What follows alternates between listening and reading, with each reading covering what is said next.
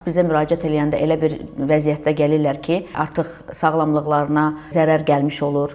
Gündəlik həyatımızda nəsə problem olan ki, birinci ChatGPT-dən soruşurlar. Bəli. Heç olur pasientlərdəki problemlər? Çox, o qədər, hər gün.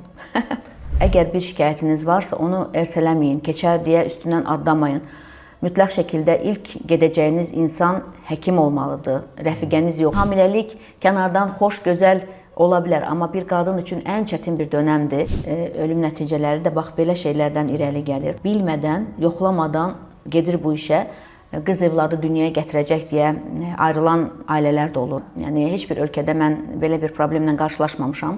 Nə qədər gözəl ailəsi, dostu, rəfiqəsi olsa da, qadının yeganə güc aldığı yer onun həyat yoldaşıdır və hər hansı bir diaqnozda deyilsə, o qadın onu çox rahat bir şəkildə qəbul edir.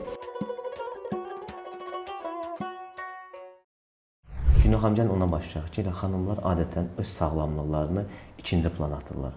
Buna səbəb nədir belə? Ümumiyyətlə bizim qadınlar, Azərbaycan qadınları çox fədakar, əzmkar olurlar. Onlar düşünürlər ki, birinci növbədə ailənin qayğıları, ailədəki problemləri, evladın təhsili, evladının ehtiyacı, bu kimi problemləri ön plana çıxardırlar. Onları həll eləməyə çalışırlar. Sonra ikinci, üçüncü yerlərdə özlərini qoyurlar. Əslində bu düzgün deyil. Mən həmişə vurğulamışam öz pasientlərimdə də. Qadın sağlamlığı, qadının gümrah olmağı, yaxşı olmağı, ailənin xoşbəxtliyi, ailənin güclü olmağı deməkdir. Çünki ailədə hər şey qadından başlayır. Azərbaycan qadınları o qədər ailəcanlı olurlar ki, o qədər hər şeyə dərindən yanaşırlar ki, ona görə yəni mən düşünürəm ki, bir ailənin fundamenti elə yaxşı, sağlam, gözəl qadından başlayır. Və təəssüflər olsun ki, biz bunu çox çalışırıq pasientlərimizə izah edək, hər görüşlərdə təbliğ edək, çoxsaylı konfranslar təşkil eləmişik. Əvvəllər bunun üçün ki, profilaktik müayinə lazımdır, profilaktik müayinələrdən keçmək lazımdır. Mütləq şəkildə bu vacibdir hər bir qadın bədəni üçün. Amma onu da deyim ki, bu son illərdə artıq çox sevindirici hallar baş verir bizim də iş həyatımızda. Artıq qadınlar profilaktik müayinələrə gəlməyə başlayıblar. Artıq check-up müayinələri nə olduğunu bilirlər. Hamiləlik planlamadan öncə, ailə qurmadan öncə bizə müraciətlər olur. İnandırım sizi çox sevinirəm belə pasientlər görəndə, belə xanımlar görəndə. Çünki öncədən nə isə bir şeyi tapıb, təsbit edib, onun müalicəsini başlayıb, həll edib problemi bu işlər olsa, əlbəttə ki, həm evlilikdən sonra problemlər olmaz, hamiləlik dönəmində problem olmaz. Yəni artıq biz belə pasientlərin gəlmələrini görürük və çox qarşılaşırıq. Artıq gəlirlər. Artıq demək ki, işə yarayıb elədiklərimiz. Nə xoş ki, işə yarayıb. Günel xanım, uzun müddətdəki həkim kimi fəaliyyət göstərirsiniz və ya ginekoloq kimi fəaliyyət göstərirsiniz. Gün ərzində deyərdim ki, müxtəlif tip, müxtəlif xasiyyətli insanlarla qarşılaşırsınız da. Gördüyünüz pasientlərin xasiyyətində sizi təəccübləndirən hansı məqamlar olur ki, elə pasient gəlir ki, siz onu görürsünüz. Bəziləri olur, anasına gəlir, bəzisi qaynasına gəlir. Görəndə hansı sizi təəccübləndirir? Valla bu ailəyə görə dəyişir. Yəni hər ailədə bir cür qanun, qayda var. Biz əlbəttə ki, hər bir ailənin istəyinə, qoyduğu qaydaya, qanununa hörmətlə yanaşmalıyıq. Biz artıq gedə bildiyimiz yerə qədər müdaxilə edə bilirik. Yəni müxtəlif problemlərlə qarşılaşırıq. Yəni təəssüflər olsun ki, qaynana faktoru daha çox ön plana çıxır. Yəni elə ailələr var ki, hər bir detala qədər orada yəni gəlinin, xanımın qərar verməsi, həll etməsi biraz o qədər də normal görsün. Bəli.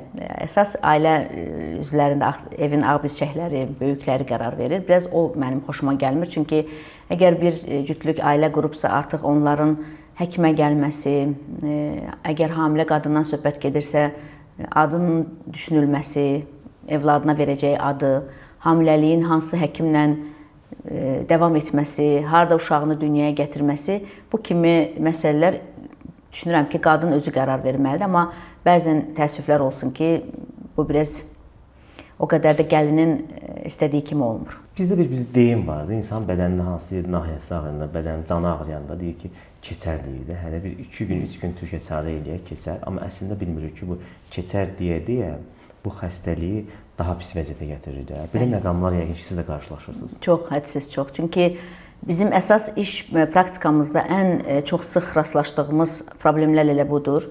Nəsə bir şikayəti olur xanımın, qadının, vaxtında müraciət etmir. Keçər, düzələr, evdə özləri dərman içirlər, müalicələr tətbiq edirlər və yaxud rəfiqələrinin ən çox, iş yoldaşlarının məsləhətindən çox yanlış müalicələr edib üstümüzə gələn çox ağırlaşmalı pasiyentlər olur, bəli. Amma elə insanlar var, çox cəsarətli şəkildə hətta müalicə yazırlar. Məndə də belə bir problem var idi, bu dərmanı içdim, keçdi. Sən də iç kimi belə məsləhətlər, hətta az qala resept yazan pasiyentlər, xanımlar var ki, qonşusu, rəfiqəsi müalicə təyin edib, o da onu edib, əlbəttə ki, çox pis sonuçlarla gəlib. Yəni hər zaman biz vurğuluyuruq ki, əgər bir şikayətiniz varsa, onu ertələməyin, keçər deyə üstündən adlamayın. Mütləq şəkildə ilk gedəcəyiniz insan həkim olmalıdır, rəfiqəniz yox. Nə qədər ağıllı, savadlı, ziyalı bir rəfiqə olsa da o həkim kimi bilə bilməz. Ona görə əlbəttə ki, birinci növbədə həkimə gəlsələr daha tez sağalarlar, problemlə qarşılaşmazlar. Bu təzə dəb düşüb də, gündəlik həyatımızda nəsə problem olan ki, birinci ChatGPT-dən soruşurlar. Heç olur pasiyentlərcə problemlər? Çox, o qədər, hər gün. Problemlərini ChatGPT-dən danışırlar. Bəli, ChatGPT, nə bilim, Google-dan, hər yerdən. Yəni, orada da əlbəttə ki, ümumi məlumatdır. Hər bir pasiyentin individual biz yanaşırıq. Yəni, hətta mən hansısa bir analiz təyin edəndə, müayinə təyin edəndə pasiyentimə, mən heç vaxtı şablon yoxlamıram. O pasiyentin özünə görə, şikayətinə görə, yaşına görə, durumuna görə, hətta maddi büdcəsini düşünərək biz onu təyin edirik. Çünki az təzminatlı ailələr də bizə müraciət edir. Yəni biz istədiyimiz bütün analizləri onlara yoxlamırıq. Hansı daha vacibdir, hansı daha bizə önəmlidir, onları seçirik. Yəni ona görə ChatGPT-dir və yaxud başqa sosial şəbəkələrdə aldıqları məlumat əlbəttə ki, o pasiyentə uyğun olmaya bilər. Düşünürəm ki, hər bir insan öz sağlamlığını qorumalıdır, öz orqanizmasını, özünü sevməlidir. Yəni hansısa bir internet vasitəsindən müayinə, həkim etmələri düzgün deyil. Bax, deyirsiniz də, xanımlar bəzən gecikdirirlər də, həm müayinələrini, həm xəstəliklərini də.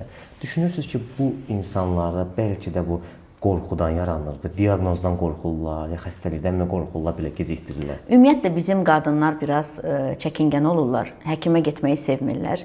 Düşünürəm ki, bu uşaq yaşlarından gələn bir problemdir. Çünki bizdə şikayət olmasa, xəstəlik olmasa, uşaqları belə hətta check-up müayinəyə, həkim kontroluna o qədər də aparmırlar.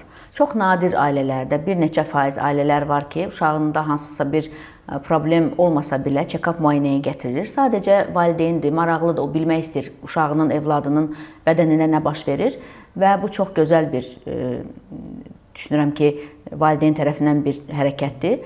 Hər bir insan, istər uşaq olsun, istər böyük olsun, ildə bir dəfə heç olmasa həkim müayinəsindən keçməlidir. Bizdə də bu olmadığına görə insanlarda həkimə getmək qorxusu var. Sanki gedərəm, nə ilənsə pis şeylə qarşılaşıram deyə düşüncələr var. Və birincisi onlar qorxduqları üçün gələ bilmirlər həkimə. Yəni sual verir ki, niyə vaxtında müraciət etmədiniz? Qorxduq ki, nəsə pis şey çıxar, sonra biz onu qəbul edə bilmərik. Və düşünürəm ki, maddiyyat da burada çox rol oynayır. Və birinci verdiyiniz sual kimi, yəni ertələmək. Biraz keçdin, sağalmasa, düzəlməsə gedərəm kimi düşüncələr. Deyirsiniz də, yanıma müxtəlif xasiyyətli, müxtəlif cür insanlar gəlir. Olurmu ki, həyat yoldaşı ilə gəlib, həyat yoldaşı onun xəstəliyinə və yaşadığı bütün problemlərə dəstək olsun? Əlbəttə ki. Mənim şəxsən elə pasiyentlərim çoxdur. İstər hamiləlik olsun, istər ginekoloji problem olsun. Artıq bəylər də xanımlarınla gəlməyə başlayıblar həkimlərə və bu çox yaxşı bir haldır. Çünki qadın kimdən güc alır? Öz həyat yoldaşından əlbəttə ki. Nə qədər gözəl ailəsi, dostu, rəfiqəsi olsa da, qadının yeganə güc aldığı yer onun həyat yoldaşıdır və hiss edəndə ki, həyat yoldaşı onun yanındadır, arxasındadır, o qadın hər hansı bir diaqnozda deyilsə, o qadın onu çox rahat bir şəkildə qəbul edir. Hətta hamilələr, məsəl üçün, axır vaxtlar gənclər çox gəlməyə başlayıblar öz yoldaşlarından. Ultrasəs müayinəsi zamanı biz onları otağa alırıq, bərabər izləyirlər, gələcək evladlarının hərəkətlərini görürlər, ürək səslərini eşidirlər. Və mən özüm çox diqqətçil insan olduğum üçün nə qədər pasientlə məşğul olsam da mən eyni zamanda insanların emosiyalarını, mimikalarını da diqqətdə saxlayıram və həqiqətən görürəm ki, bu ailə bağının möhkəmlənməsində də çox böyük rol oynayır və bəylər sonra başlayırlar daha həvəsli, doktor gələn səfər də gələ bilərikmi, daha detallı göstərə bilərsinizmi, çox maraqlıdır, evladımızın əlini görmək istəyirik, gözünü görmək istəyirik kimi suallar verirlər və hiss edirəm ki, o xanımının nə qədər ağır, çətin proses dövründə olmasını hiss edir. Çünki hamiləlik kənardan xoş, gözəl ola bilər, amma bir qadın üçün ən çətin bir dönəmdir. Qadının, yəni canının daha çox ağrıyan vaxtı, o hamiləlik toksikozları, o bulantılar, o hər gün bir əhvalda olmaları. Çünki qadınlar 9 ay hormon təsiri altında olduqları üçün onlar özlərində olmurlar bir növ. Yəni onları sanki kimsə başqa bir qüvvələr idarə edir. Ona görə özünüz də yəqin ki, diqqət vermisiniz, hamilə qadınlar daha emosional olur, ağlağan olur, daha duyğusal olurlar. Ona görə onlar həyat yoldaşlarını yanlarında hiss eləyəndə biraz şıltaq, biraz nazlanırlar düzdür, amma hiss edirəm ki, çox xoşbəxt olurlar və bəylər də eyni zamanda xanımlarının hansı bir prosesdə olduqlarının fərqinə şeylədikləri üçün, vardıqları üçün artıq daha sanki daha çox qoruyurlar xanımlarını, daha çox bağlanırlar. Mən özüm dəvət edirəm bəyləri, həmişə deyirəm ki, tək gəlməyin, yoldaşlarınızla gəlin. Çünki uşağın atasıdır, o görməlidir. Qucağına almadan öncə anasının bətnində görməlidir, hiss eləməlidir evladını. Ona görə düşünürəm ki, yəni get-gedə daha da çoxalacaq belə cüt gələn insanların sayı və bizə də çox xoşdur bunu görmək. Əslində gözəl danışırsınız, həqiqətən düz deyirsiniz. Yəqin ki, baxın bu gözəllikdən danışırıq da, amma bu tam reallıqdır ki, xoş qarşılanan kimi bəzən də ki, etiraz edən olur ki, istəyirəm oğlum olsun, biz deyirik yox. Ən çox bizə deyirlər ki, oğlum olsun. Qız övladlarının statistikada da göstərir ki, valideynlər sorğu keçirir, valideynlər də oğlan istəyirlər də. Bax, bu məqamlar necə olur? Bəli, yəni əvvəllər bizdə bir 10 il öncəni nəzərə alsaq, mən ümumi 20 il iş təcrübəsi olduğu həkim olduğum üçün, yəni bu problem əslində çoxdan var Azərbaycanda. Yəni heç bir ölkədə mən belə bir problemlə qarşılaşmamışam. Bir çox ölkələrdə mən oxumuşam, təhsil almışam, işləmişəm. Yəni bir tək təəssüf ki, Azərbaycanda qarşılaşmışam belə kimi problemlə. 10 il öncə bu problem daha çox aqressiv formada olurdu. Hətta qız evladı dünyaya gətirəcək deyə ayrılan ailələr də olurdu. Bəli, təəssüf ki, yəni və burada nədənsə qadını günahkar edirlər. Günahkar qadın olurdu. Biz nə qədər başa salmağa çalışsaq da ki, burada ancaq və ancaq evladın cinsiyyəti kişi faktoruna bağlıdır. Burada heç bir qadınla əlaqəsi yoxdur. Əlbəttə ki, bizim sözlərimizi o qədər ciddiyə almırdılar. Yəni son 10 ilə qədər çox rastlaşırdıq belə ailələrlə. Hətta hamiləliyi sonlandıran ailələr olurdu, həftəsindən asılı olmayaraq. Yəni evladlarından imtina edən ailələr olurdu, sırf qız olduğuna görə. Amma bu son 10 ildən bu tərəfə artıq çox da belə xoş bir təəccüb hissi yaşayıram bəzən. Elə bəylər var, gəlirlər, deyirlər ki, doktor, uşağımızın cinsiyyəti nə vaxt bəlli olacaq? Deyirəm, nə üçün soruşursunuz? Çünki hələ də o qorxu içimdə qalır. Bax, indi bu dəqiqə qız deyəcəm, yenə məyus olacaqlar. Biz qız evladı istəyirik, deyə cavab verirlər. Təəccüblə onlara geri sual verirəm ki, qız evladı, deyir, bəli. Deyirəm ki, nə yaxşı, deyir, bəli, mənim arzumdur ki, mənim ilk evladım qız olsun. İnanın, o qədər xoş təəccüblənirəm, hətta da duyğulanıram ki, artıq qız evladlarına qarşı bir hörmət yaranıb, bir istək yaranıb. Yəni artıq demək olar ki, son 4-5 ildir mən o problemi yaşamıram. Öz şəxsi adıma danışıram, öz praktikamdan danışıram. Yəni deyirlər ki, yetər ki, sağlam evlad olsun, qız oğlan fərq etmir. Amma son 10 ilə qədər o bizim çox böyük bir problemimiz idi. Artıq sanki insanlar daha müasirləşiblər, daha bilgili olublar, daha başqa bir düşüncədə olublar və artıq evlad problemi yaşamırıq. Hamiləlik dövründə çox vaxtı da görürük ki, xəbərlərdə oxuruq ki, ölümlə nəticələnən bir hallar da görürük də. Bax, bu hallarda çox vaxtı həkimi günahlandırırlar. Amma həkimlər isə pasiyenti günahlandırır ki, gec gəlib, diaqnozuna etiraz edib. Sizcə, ümumiyyətlə, baxın, bu halların yaşanmasına səbəb nədir? Çox yaxşı bir sualdır. Çünki mən ilk öncə onu demək istəyirəm ki, heç bir həkim kimliyindən asılı olmayaraq, heç vaxt istəməz ki, pasiyentinin tükünə zərər gəlsin. Çünki hər bir həkim istəyir ki, əlində həmişə uğurlu xəstələr olsun, uğurlu nəticələr olsun. Amma bəzən bizdən asılı olmayan bir vəziyyətlər var. Yenə dediyim kimi, ailə faktoru, maddi durumu və yaxud pasiyentin özünün bilgisizliyi, özümü yaxşı hiss edirəm, niyə həkimə gedim kimi düşüncələr. Ona görə burada əlbəttə ki, əgər tam mütəşəkkilli bir xəstəxanadırsa və adekvat, normal pasiyentdirsə, belə hallar yaşanmır. Niyə? Çünki vaxtı-vaxtında həkimin çağırdığı həftələrdə, günlərdə, aylarda pasiyent gəlir kontrola. Yəni, vaxtı-vaxtında hansısa bir müayinələrdə nəsə bir aşkarlanırsa, xoşa gəlməyən bir hal, əlbəttə ki, dərhal biz onu ailəyə məlumat veririk, izah edirik və dərhal onun tədavisinə başlayırıq. Əgər belə bir hadisələr baş verirsə də, düşünürəm ki, burada həkim səhvi də ola bilər. Yəni, onu mən 100% həkimlik sözünü də deyə bilmərəm. Amma eyni zamanda həkimin də səhvi varsa, burada əlbəttə ki, pasiyentin də hardasa bir qatqısı var. Çünki həkimə vaxtında gəlməyəndə, dediklərini pasiyent etməyəndə, orada yəni iki tərəfli nüans var, bəli. Gülnur xanım, sizi uzun müddət tanıyıram. Bir ayda deyərim ki, 2-3 postunuzu görürəm sosial mediada. Elə sosial media postlarınızı görmürəm. Amma son 1-2 ildir sanki bir dəb halına düşüb ki, bu anı olan vaxtında həkimlər cərrahi prosesdə videolar çəkirlər. Biri oynayır, biri video çəkir, biri nə bilim həmin anda ata gəlir yanına. Sizi bu müsahibəyə belə deyərdim ki, güclə, israrla gətirmişik də. Amma sizdə belə bir hallar görmürük. Baxın, bu həkimlər tez-tez olur. İndi bilirəm siz ad çəkməyəcəm, mən də ad çəkmək istəmirəm. Bu həkimlər o məqamda video çəkmək, nə bilim oynamalar. Düz, amma cəmiyyət tərəfindən qınanılır bu videolar. Siz necə qarşısınız bu videolara? Vallahi biraz mən bu məsələlərə o qədər də müdaxilə etmək istəmirəm. Niyə? Çünki hər kəsin bir düşüncəsi var. Hər həkimin bir işləmə tərzi var. Hər həkimin özünə uyğun kontingent pasiyentləri var. Elə pasiyentlər var, istəyirlər elə əyləncəli bir şəkildə olsun.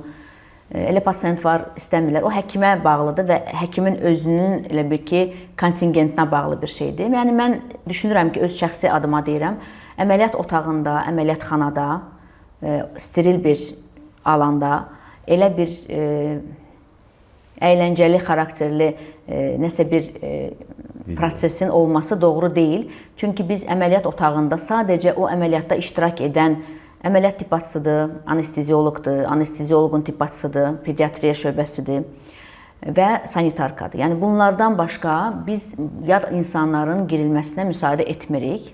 Çünki biz də ora çox steril bir şəkildə yuyunaraq, steril geyimdə, steril şəkildə biz yaxınlaşırıq o otağa və pasiyentin özü də artıq abrabotka olunur, tərtəmiz, hər tərəf boyanır, xüsusi məhlullarla, üstü steril örtülərlə örtülür və artıq o otağa biz yad insanların girilməsini icazə vermirik. Bəzən olur, partnyor doğuşlar olur bizdə, ailədən iştirak etmək istəyən olur, ya həyat yoldaşı, ya anası, ya bacısı əməliyyat zamanı. Biz o insanları belə başdan ayağa geyindiririk, steril şəkildə salırıq və düşünürəm ki, belə bir sterillik tələb edən bir ortamda nə isə başqa bir müdaxilənin olmaması lazımdır. İndi insanlar edir, nə deyə bilərəm? Yəni mən heç vaxt etməmişəm, etmərəm də yəqin ki. Uzun müddət izləmək elə görməmişəm sizin səhifənizdə. Şəkil çəkmək olar, çünki orada indi hər kəs istəyir uşağının doğulduğu anı əbədiləşdirsin, sonra gələcəkdə ona özünə göstərmək üçün. Biz pasiyentin hər bir istəyini həyata keçirdirik. Hətta da mən bütün pasiyentlərimə videoda roliklar düzəltdirirəm, bir kiçik hədiyyə kimi. Amma əlbəttə ki, sterilliyi pozmamaq şərti ilə, artıq adamın orada iştirak etməməsi ilə. Müsahibənin əvvələ dediniz ki, Azərbaycan xanımlar, bizim xanımlar cəfakar olurlar, fədakar olurlar da, özlərini çox yorurlar. Ailəyə, övlada, anaya, ataya da. Təbii ki, bu özünü yormasının gətirib bir çıxartdığı xoş olmaz bir nəticələr var. Daha çox depressiv bir vəziyyətdə gəlirlər. Yəni, əgər bir qadın özünə baxmırsa, özünü sadəcə ailəsinə həsr edirsə, düzdür, bu iki qrup qadınlara ayırmaq lazımdır. Elə qadınlar var, bunu elə olduğu kimi də qəbul edir. Heç bir şəkildə, yəni həyatı dəyişmir, elə də davam edir. Onu özünə bir borc bilir, özünə bir sanki bu bir missiya kimi götürür, qəbul edir. Yəni kontrol müayinələrdə gələndə biz aşkar edirik ki, qan azlığı var, artıq hansısa vitamin defisiti var və yaxud dərisində nəsə problemlər başlayıb, hormonlarında nəsə problemlər başlayıb, dərinə gedib sorğu-sual edəndə baxırıq ki, yəni uzun müddətdir heç bir vitamin qəbul etməyib, heç bir analiz verməyib, heç bir həkimə getməyib, sadəcə təsadüfən gəlib həkimə çıxıb və biz elə təsbit edirik. Yəni əgər onun bədənində nəsə problemlər varsa da, o qədər psixoloji onu özünə, beyninə həkk edib ki, bu belə olmalıdır. Onu o halsızlığını, o bədənindəki baş verən bəzi çatışmamazlığı da normal kimi qəbul edir. Amma elə qadınlarda var, bəli, yəni artıq səhhətlərində ciddi problem yaranır, hansısa bir şikayətlə gəlirlər. Yenə də görürük ki, yəni uzun müddət həkimdə olmayıb, özünə baxmayıb. Yəni təəssüf ki, yəni bizim qadınlar hədsiz fədakar olurlar. O da biraz özlərinə sonra ziyanla qayıdış olur. 10 il bundan əvvəl deyərdim ki, xəstəliklər az idi. Amma son illər tək sizin sahənizdə ümumiyyətlə insanların bir xəstəliklər, problemləri daha çox artıb da. Hansı xəstəlik daha çox yayılıb bu dəqiqə? Təəssüf ki, əvvəllər çox yaşlı bir insanlarda gördüyümüz xəstəliklər, düşünürdük ki, bu 60 yaşdan yuxarı qadınlarda ancaq ola bilər. Təəssüf ki, onkoloji xəstəliklərdir, ürək-damar problemləridir. Bu kimi çox ağır nəticələr verən, çox pis nəticələrlə yekunlaşan xəstəliklər təəssüf ki, artıq gənc nəsildə görünməyə başlayıb. Bu bizi çox üzür, çox belə məyus edir. Çünki vaxtında müayinələrdən keçməmələri, vaxtında şikayətləri olsa da müəyyən səbəblərə görə getmədikləri vəziyyət onların artıq o proseslərin gizli bir şəkildə bədənlərində yer almasına səbəb olur və artıq bizim yanımıza gəlib çatanda biz artıq müayinədə görürük ki, yəni heç xoş olmayan bir vəziyyətlə qarşılaşırıq. Təəssüf ki, yəni çox gənc nəsildə görünməyə başlayıb bu kimi xəstəliklər. Onkoloji xəstəlik adı asan görünsə də əslində ağır bir xəstəlikdir. Onu yəqin ki, hər adam qəbul edən nəticə, misal üçün analiz verir və analizin cavabında bu xəstəlik olur. Etiraz edənlər yəqin ki, olur. Əlbəttə ki, yəni elə xanımlar var, çox şiddətli qəbul edirlər. Hətta даже depressiyaya düşürlər, müalicədən imtina edirlər, həyata küsürlər. Əlbəttə ki, belə bir diaqnozlar olanda biz öncə pasiyentin psixoloji durumunu nəzərə alırıq. Əgər pasiyent bunu eşitməyə hazır deyilsə, biz öncə ailə ilə danışırıq, ailə ilə müzakirə edirik. Ya həyat yoldaşı, ya oğlu, qızı, yəni birinci dərəcəli ailə üzvlərindən. Onlarla məsləhətləşəndən sonra, onlarla paylaşdıqdan sonra çox incə bir şəkildə pasiyenti hər şeyini nəzərə alaraq, tam da bilgi vermədən müəyyən bir dərəcəyə qədər pasiyentə izah etməyə çalışırıq. Çünki elə pasiyentlər var, qəti surətdə onlara xəstəlikləri haqqında demək olmaz. Amma elə də məsəl üçün güclü xanımlar var. Deyir ki, mən tam bilmək istəyirəm, mən adekvat insanam. Nə desəz də mən ağlayıb gedib özümü depressiyaya salmayacağam. Çarələr axtaracağam, yollar axtaracağam ki, tez bir zamanda bu xəstəlikdən qurtulum. Yəni onu biz individual pasiyentə görə seçirik. Sizin yanınıza Bakıdan, digər regionlardan, bildiyimə görə hətta xarici ölkədən belə müraciət edənlər olur da. Bəli. Bu xəstəliklə ən çox o belə sözüm sərt çıxmasın, yəni düzgün mənada anlasınlar. Bu xəstəliklər ən çox şəhər əhalisinin içərisində yayılıb, yoxsa bu kənd əhalisinin içərisində, rayonuna gələn insanların içərisində yayılıb? Baxır hansı xəstəlikdir. Yəni əgər sonsuzluq problemidirsə, əlbəttə ki, daha çox rayon kontingentində daha çox görürük sonsuzluqla bağlı problemləri. Niyə? Çünki uzun müddət doğru olmayan müalicələr alırlar, doğru olmayan istiqamətdə gedirlər. Məsəl üçün, bəydə problem var, bəyi heç yoxlamayıblar, baxmayıblar, heç bir şəkildə nə həkimdə olmayıb, hər bir şey qadının üzərinə atılıb, ancaq qadın müayinələrdən keçib və bu vaxt itkisinə səbəb olub. Qadının lazımsız tədavilər görməsinə səbəb olub. illər keçib, əgər ailə dağılmayıb bir şəkildə qoruna bilinibsə, əgər normal bir həkimin yanına, qəbuluna gəlibsə, biz müayinə zamanı əlbəttə ki, görürük ki, əsas problem bəydədir, amma bəy heç bir zaman yoxlanmayıb. Yəni, bu kimi hallara görə əlbəttə ki, daha çox xəstəliklər, daha çox xəstəliyin uzanması, vaxtında çarə tapılmaması rayon insanlarında görünür. O da yaşadıkları mühitdə, düzgün istiqamətdə aparılmayan müalicələrə görə. Amma şəhər pasiyentlərində də, kontingentində də olur. Yəni, deməzdim, yəni tək 50-50-yə. Bir mentalitetdə bir ego var da. Ona yeni düşürlər, misal üçün, bəylər etiraz edir ki, yox, problem məndədir. Əvvəllər daha çox qarşılaşırdıq belə problemlərlə. Bəylər heç bir şəkildə həkimə getməyə etiraz edirdilər, istəmirdilər, qəbul etmirdilər. Yəni, biz onlara izah etməyə çalışsaq da ki, bu rutin müayinədir və burada alınmaq lazım deyil, yəni bunu normal qəbul etmək lazımdır. Çünki siz də insansınız, sizdə də problem, xəstəlik ola bilər, immunitet düşüklüyü ola bilər, hər bir şey ola bilər. Əvvəllər çox çətinlik çəkirdik. Bir ailəni razı salmaq üçün ki, kişi də mütləq müayinədən keçməlidir. Çox uzun bir təbliğat etmək gərəyində qalırdıq. Amma artıq elə bir problemlərimiz yoxdur. Yəni, kişilər sanki birinci özləri gəlməyə başlayıblar. Hətta da xanımlarını gətirmədən öncə özləri gedirlər, müayinədən keçirlər, bizə hazır sənədlə gəlirlər. Yəni, artıq daha... İrəliləyiş var, yəni. Bəli, bəli, çox. Əslində, bu gözəl bir haldır, ya. Əlbəttə ki. Xanımlara... Hər bir şey qadının üzərinə atmaq olmaz. Yəni, burada əgər evlilikdə evlad düşünülürsə, əlbəttə hər iki insan o müayinədən keçməlidir. Hansı maariflənmə prosesləri verirsiniz xanımlara? Mən həddindən artıq çox maarifləndirici konfranslar etmiş bir insanam. Bunu mən böyük bir fəxr hissindən söyləmək istəyirəm. Əvvəllər daha çox edirdim. Son zamanlarda biraz bu pandemiyaya qədər çox edirdim, hədsiz dərəcədə. Hətta rayonlara gedirdik, qadınları toplayırdıq, hətta evdar xanımları daha çox toplayırdıq. Bakıda çox edirdik, belə konfranslar təşkil edirdik və həqiqətən çox gözəl nəticələr əldə edirdik və baxırdıq ki, həqiqətən qadınların buna ehtiyacı var. Çünki bizim onlara verdiyimiz məlumatlar, maarifləndirmə, onlar onu heç bir sosial şəbəkədən öyrənə bilməzdilər, heç bir kitabdan, dəftərdən oxuya bilməzdilər. Onu sırf biz öz praktikalarımızdan, gördüyümüz proseslərdən, pasiyentlərdən, əldə etdiyimiz təcrübələrdən bölüşürdük. Bax, bu maarifləndirmə layihələrinin nəticəsində nə ən çox dəyişir? Düşüncə yoxsa statistik göstəricilər? Hər ikisi.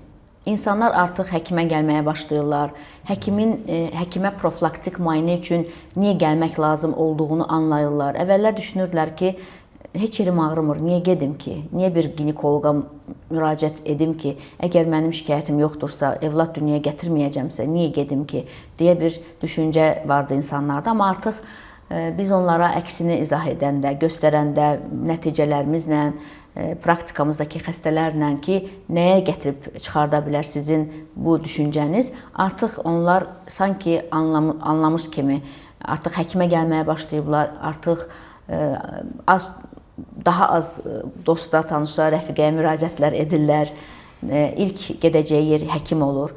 Hamiləlikdən öncə niyə lazımdır check-up müayinə? Məsəl üçün, mənim pasiyentim var idi, qadın heç bir şəkildə 37-38 yaşına qədər həkimdə olmayıb, yəni düşünə bilərsiniz nə deməkdir bu? 37-38 yaşına qədər ana olub heç? Yox, ailə qurmayıb, həkimə getməyib, nəinki ginekoloqa, heç bir terapevtə belə getməyib. Xəstələnəndə də evdə türkə çarələrlə müalicə olub. Bu xanım 37-38 yaşında ailə qurur, mənim yanıma gəlir. Mən söhbət əsnasında xanımın üzündəki əlamətlərdən, müəyyən şeylər var, biz həkimlər onu pasiyentlə söhbət edəndə, baxanda üz cizgilərindən anlayırıq. Anladım ki, bu xanımın ciddi ürək problemi var. Təngi nəfəs olurdu, ağız ətraflarında göyərmələr olurdu mənimlə danışanda. Və mən ilk işim və təəssüf ki, artıq ailə qurub, hamiləlik baş verdikdən sonra gəlmişdi mənim yanıma. Və mən onu ilk göndərəcəyim yer kardioloq oldu. Və elə bir diaqnozla qarşılaşdıq ki, mən bir 10 dəqiqə belə bir stupor vəziyyətində düşündüm ki, mən bu pasiyentdən necə axıra qədər gedib çıxacam. Ürəyində ciddi qüsur var idi və o elə qüsurlu xanımlara evlad dünyaya gətirmək olmaz. və ailəsinə mən bunu məlumatı verəndə dedi ki, axı bizim heç bir şikayətimiz olmayıb. Mən tək-tək başladım xanıma suallar verməyə ki, neçə etaj, neçə mərtəbə çıxa bilirsən. Müəyyən oldu ki, 1-2 mərtəbədən sonra xanım o dayanmaq məcburiyyətində olurmuş. Bu kimi ortaya çıxanda şikayətlər. Yəni bunlar bunu normal qəbul ediblər. Yəni düşünməyib ki, mən gənc bir insanam.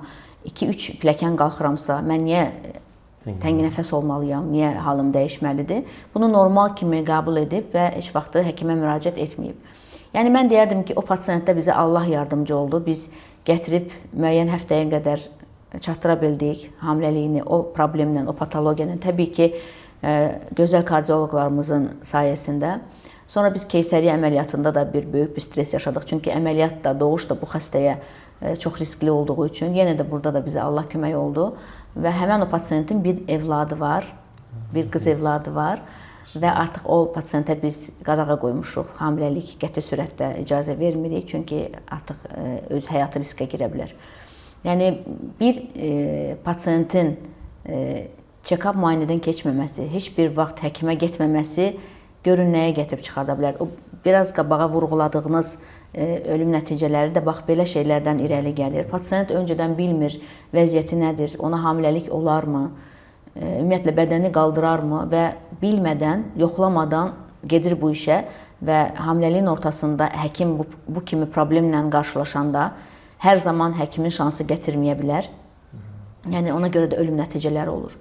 Günah xanım, əvvəl ailələrdə 7-8 uşaq görürdük də. İndi sanki 1-2 uşaq və ondan kifayətlənirlər. Səbəb nədir belə? Əvvəl 7-8 uşaqsa, indi 2 uşaqla kifayətlənir ailə. Burada bir neçə səbəbi var. Bu şəxsən mənim öz fikrimdir. Yəni mənim düşüncəmi paylaşıram sizlə. Birinci yəqin ki, sosial faktordur. Yəni biraz uşaq dünyaya gətirmək çox bahalı bir xidmətə çevrilib. Həkim müayinələri, analizlər, içdikləri vitaminlər, uşaq dünyaya gəldikdən sonra uşağın baxımı, o qidalar uşaq yeyən, pampersin özü məsəl üçün. Yəni bunlar çox bahalı olduğu üçün düşünürəm ki, gənc ailələrin biraz büdcə problemləri olduğu üçün birinci faktor budur. İkinci faktor da düşünürəm ki, qadınlar daha müasirləşiblər, daha özlərinə çox zaman ayırmaq istəyirlər. Düşünürlər ki, 1-2 uşağım olsun, həm özümə zaman ayırım, həm uşağıma zaman ayırım. Amma çox evlad dünyaya gətirən ailələrimiz də var. Məsəl üçün mən çox 3-cü, 4-cü evlad məndə çox olur. 3-cü, 4-cü evladın dünyaya gətirən analar. Düzdür, nadirən olsa da 5-ci evlad, 6-cı evlad olanlar da olur, amma o çox nadirən olur. Əvvəllər uşaqlara anaları baxırdılar. İndi son illər uşaqlara baxıcı tuturlar da. Və sizin yanınıza gələndə görürsünüz. Ana və baxıcı. Sizdə valideynlər hansı məsləhət göstərir? Ananın uşağa baxmaq, yoxsa baxıcının uşağa baxması? Əlbəttə ki, bunu yenə də qadının durumunu anlamaq lazımdır. Elə qadın var, məsəl üçün çox vacib bir yerdə işləyir, çox önəmli bir iş sahəsindədir və əlbəttə ki, onun uzun müddətli işdən ayrılmağı qeyri-mümkündür. Həkim ola bilər, vəkil ola bilər, hüquqşünas ola bilər, dövlət görəvlisi ola bilər. Yəni birinci növbədə pasiyentin, xanımın durumuna biz nəzərə alırıq. Əlbəttə ki, yaxşı olardı ki, hansısa bəlli bir yaşa qədər ana özü baxsa yaxşı olardı. Çünki evladın daha çox ananın istiliyinə, ananın nəfəsinə, ananın qayğısına, sevgisinə ehtiyacı var. Amma belə düz deyirsiniz, dayələr baxan uşaqlar da çox olur. O da ki, düşünürəm ki, anaların işlədiyinə görə, işdən qala bilmədiklərinə görə və eləsi var, anası, atası, ailəsi yardım edə bilmir, uşağın baxımında dəstək ola bilmir, artıq məcbur dayə tuturlar. Uşaqların bu ad seçim mərhələsi olur da, bu əvvəldən, indi də deyəlim ki, mübahisəli bir mövzuda. Bir tərəf bir ad deyir, ana bir ad istəyir, ata tərəf bir ad istəyir. İndi necədir bu vəziyyət? İndi də həmin situasiya qalıb? Bəli, hələ də deyə bilərəm ki, davam edir. Amma daha çox indi artıq gənclər özləri ad seçimi edirlər. Amma hələ də o problem davam edir. Yəni var elə ailələr ki, biraz mübahisə düşür aralarında. Gəlin bilə faizi belədir. İndi ən çox qərar verən kim olur? Ana tərəf yoxsa ata tərəf? Əlbəttə ki, ata tərəf. Bilirsiniz niyə? Çünki bizdə qız anası, qız tərəf həmişə o balansı qorumağa çalışırlar. Yəni distansiyanı qorumağa çalışırlar. O pərdəni qorumağa çalışırlar. Çox müdaxilə etmirlər qızın ailəsinə. Ona görə daha çox ata tərəf rol oynayır belə şeylər. Bu adlar sırasında sizi təəccübləndirən hansı ad olur ki, bu uşağa bu ad deyil? Daha çox xarici adlara üstünlük verirlər. Daha çox, yəni Azərbaycanımızın o qədər gözəl həm oğlan, həm qız adlarımız var. Çox böyük mənası olan. Mən hər zaman düşünmüşəm ki, uşağın adı onun həyatında çox böyük rol oynayır. Yəni bunu təcrübələr də göstərib. Yəni uşağa gərək elə bir ad seçəsən ki, qız evladına incə, narin bir ad seçəsən gərək. Oğlan evladına da belə güclü, səslənməsi də güclü, uşağa motivasiya verən, güc verən bir mənalı ad olmalıdır. Amma daha çox təəssüflər olsun ki, xarici adlar çox qoyulur evladlarına. Və bir qism deyir ki, vəfat etmiş şəxsin adı qoyulmalıdır. Bir qism deyir ki, yox, vəfat etməzsə bu insan adı qoyulur. Sizə görə ümumiyyətlə adın energiyası var? Yəni o insanın inancına bağlı bir düşüncədir. Yəni mən biraz inanclı insanam, biraz dinə bağlı insanam.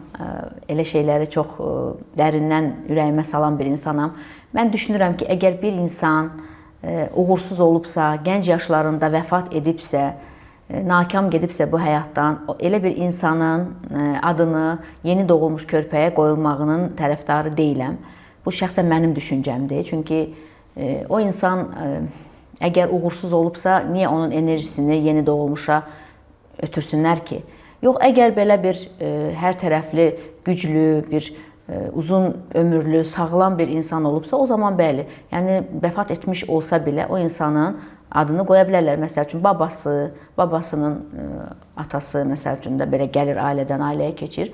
Hətta elə babalar var ki, yəni uşağın babasını nəzərdə tuturam, öz atalarının, öz babalarının adlarını verirlər evladlarına, nəvələrinə.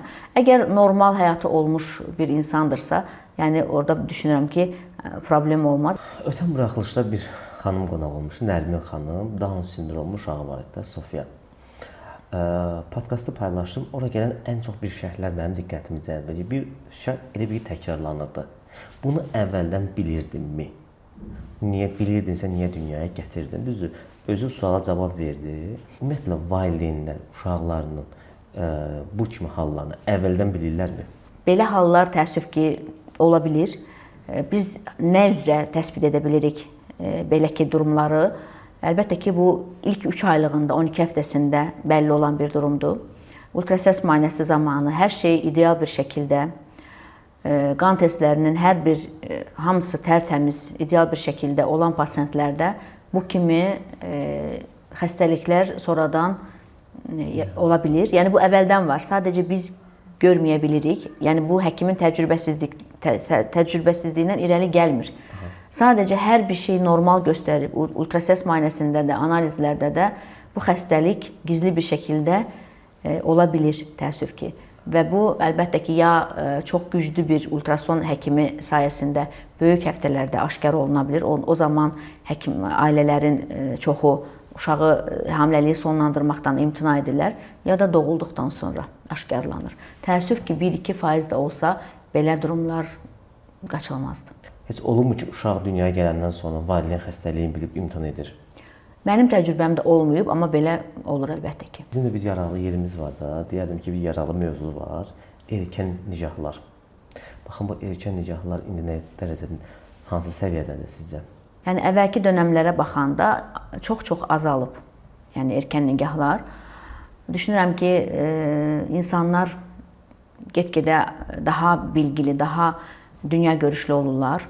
Yəni bir qız evladının bəlli bir yaşa çatmamış onu nikaha izin vermələri çox qorxunç bir şeydir. Mənim üçün çox absurd bir vəziyyətdir. Ümumiyyətlə 18 yaşa qədər hər bir qadının bədənində formalaşma prosesi davam edir. Bu uşağa görə, qıza görə, xanıma görə dəyişə bilər. Elə gənc qızlar gəlir mənim yanıma, 18 yaşı var, amma 16-17 yaşında qızın orqanizması kimidir bədəni. Yəni əlbəttə ki, tip tərəfdən də çox böyük mənfi tərəfləri var. Yəni bir qadın olğunlaşmalıdır, hər bir orqanı inkişaf etməlidir. Hormonları tam bərpa olmalıdır, stabilləşməlidir, ondan sonra ailə qurmalıdır. 20 yaşdan sonra, yəni ona qədər tibb də heç icazə vermir. Yəni çünki qızın bədəni hələ hazır deyil buna. Belə suallarım bura qədərdir. Çox maraqlı bir sizlə müsahibə alındı Gülnar xanım. Gəldiyinizə görə təşəkkür edirəm. Var olun. Minnətdaram. İnşallah qısa zamanda sizinlə paylaşım olacaq. Buradan izləyicilərimə bildirirəm ki, Gülnar xanımın sosial media hesablarını bu podkastın altında, alt mətnində qeyd edəcəm. Podkast zamanı bu suallarımı verdim. Hansısa suallarınız yaranarsa Gülnar xanıma elə birbaşa sosial media üzərindən yayınlaya bilərsiniz. Təşəkkür edirəm gəldiyinizə görə. Çox sağ olun. Minnətdaram, var olasınız.